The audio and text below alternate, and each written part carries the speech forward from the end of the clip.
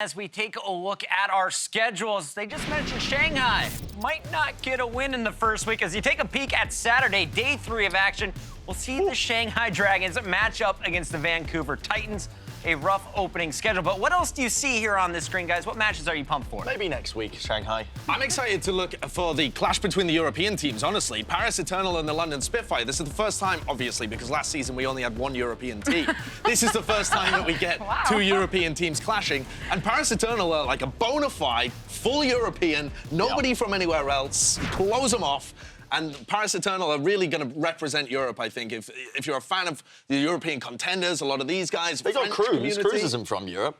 Brexit hasn't happened yet. Too soon? No, it's still happening. All right, let's talk about this Paris squad a little bit because they have some really well-known players. As you heard earlier, Soon left the Valiant. He's now playing for Paris. We're going to see Shadowburn from the Fusion back up in the sky, and they brought in some big names from contenders as well. Yeah, they don't just have 3 OWL players in their roster with Soon, Shadowburn, and Finzi. Yeah, I know, Finzi actually was also in OWL Season 1. Didn't get to see that much playtime, but I do think that will change in this upcoming season. Now, every other name on this list is still big for Overwatch World Cup and contenders. All of those guys have a lot of experience. So this is definitely one of the big ups the Paris Eternal team has, or a leg up even to all the other expansion teams, because everyone else has been adding players, yes, but no team, I do think, has that much experience when it comes to the individual players. Apart from Vancouver, maybe, but like the rest. Yeah, but this one still has more. I'm sorry. Josh, is this a top 8 team for you? Do they go to the playoffs? I think it's really difficult for them because they do have a lot of contenders players that are packed with potential, but it's about how do you unlock that. And when I look at their tank line with Ben Best and Cloudy on main tank, and then Nico and Finzi, that I think is where I'm slightly worried because they're good when they're playing in contenders, but this is the big leagues now. I mean, I do think that the DPS department will carry them.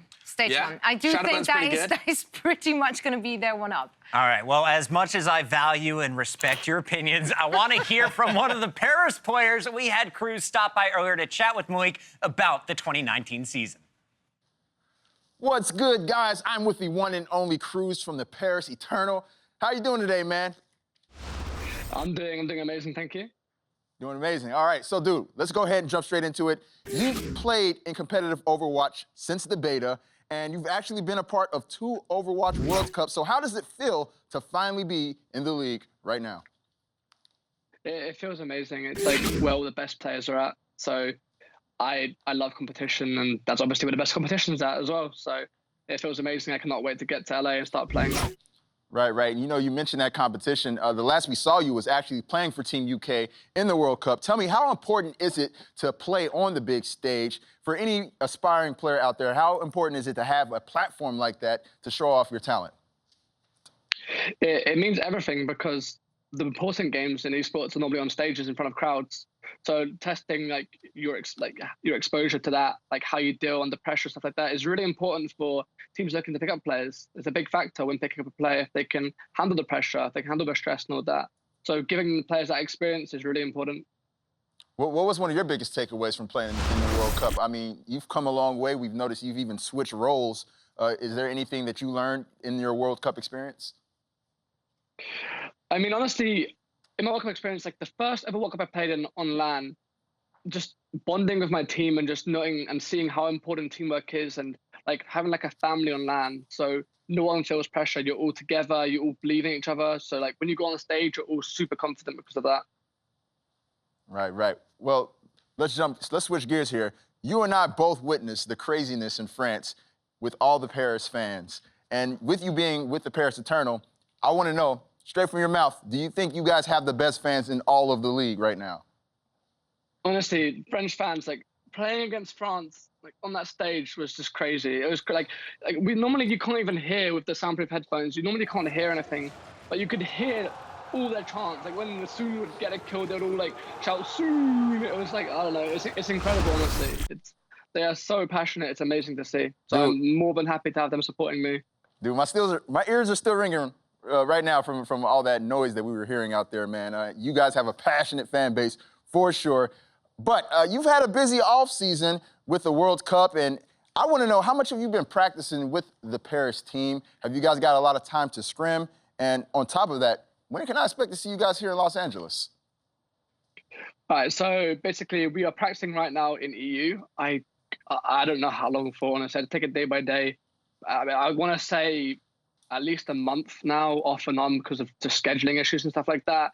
We've been scrimming against EU contenders teams, been putting in like good hours, good VOD reviews, like I'm having a good time. Things are looking good for us. Our players, like they're all great players, they're all amazing to work with, and our coaches are out of this world. So looking forward to it. And I get to LA, I think early January. I think about the 3rd, 4th, 5th, somewhere around there. So yeah, not too long. Nice. Well, I'll see you then, man. You know, you mentioned, the EU contender scene kind of melding with the EU Overwatch League scene. You guys have a lot of EU talent on your team. So what are you guys' expectations going into the 2019 season? Yeah, I mean, honestly, there's a bit of pressure on us to make sure we do well. So the rest of the EU scene's not looked bad upon, So future fellow Europeans can get picked up for the Overwatch League and stuff like that. So we're definitely looking to go in there and show what we've got, show that the EU region is still super strong. Well, I know you for certain are looking forward to this opportunity, given that you are finally here in the league. Now, your first match is up against the champions, the London Spitfire. How big do you think it would be to take a win against the defending champions to start off the season?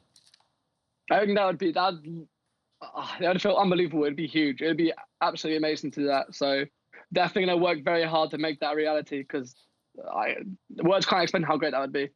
Right, and on top of that, it's like the rival EU squad, so you got to go for it, man, right off the bat. yeah, makes sense. I feel it, man. Well, good. Kruise, man, thank you so much for joining me, and good luck next season, man. All right, thank you so much. Have a nice day. Loved watching that guy at the World Cup. Great to have him here on the show. Bren, real quick, though, can we talk about that hair? Yeah, let's call that Kruise cut. All right, first things first, Kruise. Straight up, the first thing you're doing when you're getting into LA, I'm taking you to a local barber, okay? We're going to get that sorted out. I don't know what you're trying to do with the bowl cut. You're trying to harness the power like the rest of the Korean players, maybe? I don't actually know, but that's got to be fixed. We'll sort that out. Maybe we'll go shoe shopping with Nate. We'll go shoe shopping with Nate as well. I've already been called out by my boss on Twitter. That's pretty cool. But we're going back down, apparently.